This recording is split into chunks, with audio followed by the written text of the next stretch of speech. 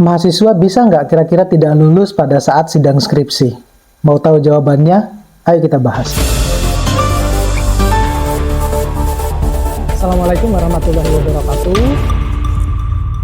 Assalamualaikum warahmatullahi wabarakatuh. Kembali lagi dengan saya di channel saya. Nah, bagi teman-teman, adik-adik yang baru mampir di channel saya ini, jangan lupa untuk subscribe, like, share, dan komen. Dukung terus channel ini dengan cara mengklik tombol loncengnya, ya. Nah, pada video kali ini saya akan membahas bahwa banyak pertanyaan yang muncul ya di kolom-kolom komentar maupun di chat DM Instagram saya, bahwa kira-kira mahasiswa bisa nggak lulus pada saat sidang skripsi? Jawabannya bisa. Namun, mahasiswa juga kadang tidak mengetahui bahwa apa yang membuat mereka itu tidak lulus pada saat sidang skripsi. Nah, di video kali ini saya akan menjabarkan beberapa alasan yang membuat saudara itu tidak lulus di dalam sidang skripsi. Bahkan sebelum sidang skripsi ya. Bahkan sebelum sidang skripsi itu bisa membuat saudara untuk tidak bisa maju di dalam proses sidang skripsi. Oke? Yang pertama, skripsi yang Anda miliki, yang mahasiswa miliki itu tidak memenuhi persyaratan minimal yang ditetapkan oleh masing-masing fakultas ataupun universitas. Nah, persyaratan apa sajakah itu? Nah, persyaratan yang dimaksud itu misalnya template-nya tidak sesuai, ya. Hati-hati ya, banyak dosen pembimbing juga itu yang tidak memperhatikan template dari buku panduan di dalam buku skripsi tersebut. Ya, itu yang akan bisa membuat saudara itu tidak lulus. Kenapa demikian? Hanya gara-gara sepele masalah template. Saudara itu diajarkan untuk disiplin. Oleh karena itu, yang namanya aturan ya harus tetap dipatuhi. Karena itu bukan kampusnya saudara. Ya, Anda kuliah di kampus tersebut ya berkewajiban untuk mengikuti aturan pada kampus tersebut. Ya, jadi kalau sudah diberikan buku panduan, ya disesuaikan dengan buku panduan. Jangan sekali-sekali saudara mengambil dari skripsi-skripsi kakak kelasnya, ya, semacam itu. Jadi, satu hal yang membuat mahasiswa tidak bisa lulus itu syarat minimumnya itu tidak dipenuhi, ya, karena ada beberapa hal. Jadi syarat minimum yang disyaratkan oleh fakultas maupun universitasnya. Yang kedua, skripsi mahasiswa ini tidak memenuhi kualitas yang diharapkan oleh dosen atau fakultas. Kenapa demikian? Bisa misalnya dari data yang ditampilkan itu sudah tidak terlalu menarik, dari penelitian yang dilakukan itu tidak menarik. Bisa besar kemungkinan Anda bahkan akan disuruh melakukan penelitian ulang. Makanya penting Anda berkomunikasi sesering mungkin dengan dosen pembimbing saudara. Ya.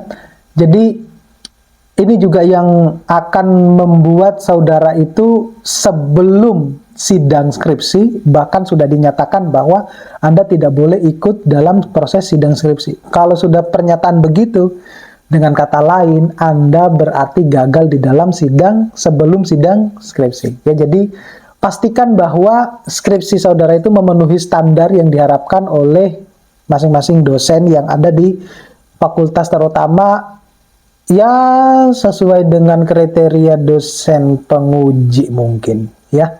Oke, yang ketiga, ini yang terpenting. Mahasiswa itu tidak bisa mempertahankan skripsinya dengan baik di depan dosen penguji.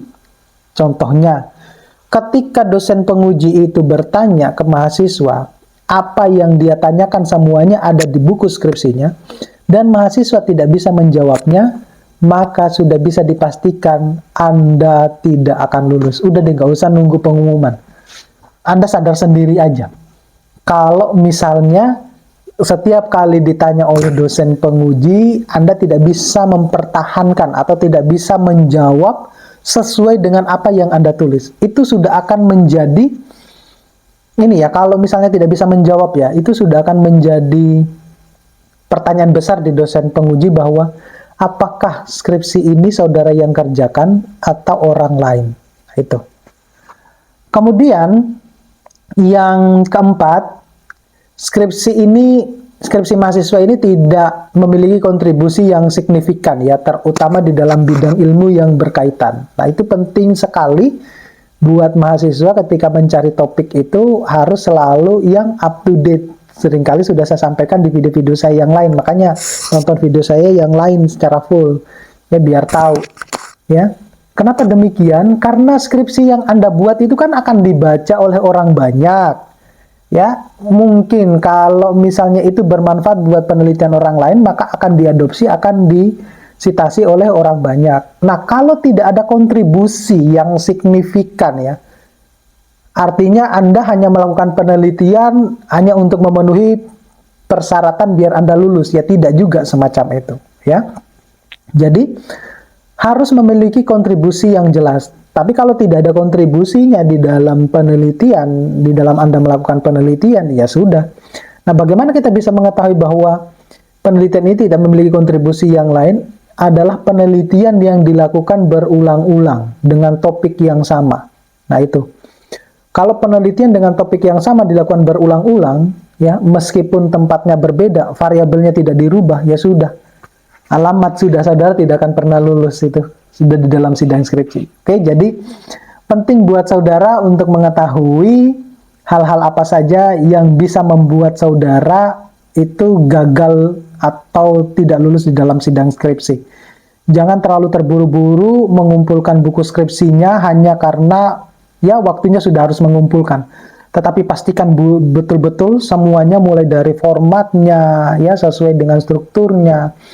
Kemudian sebelum dikumpulkan itu, kan biasanya kan dosen masing-masing fakultas atau jurusan itu kan sudah memberikan pengumuman jauh-jauh hari ya. Itu adalah momen-momen terpenting saudara harus bisa ketemu sama dosen pembimbing sebelum Anda mengumpulkan buku skripsi saudara.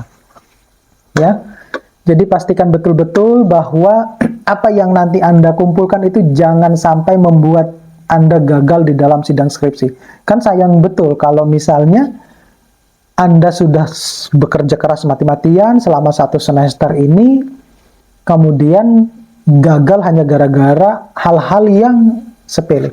Nanti kita akan bahas ya bagaimana biar Anda bisa lulus ya dari sidang skripsi. Ya, nanti kita akan bahas pada video berikutnya, oke? Sampai ketemu pada video berikutnya. Saya akhiri. Assalamualaikum warahmatullahi wabarakatuh.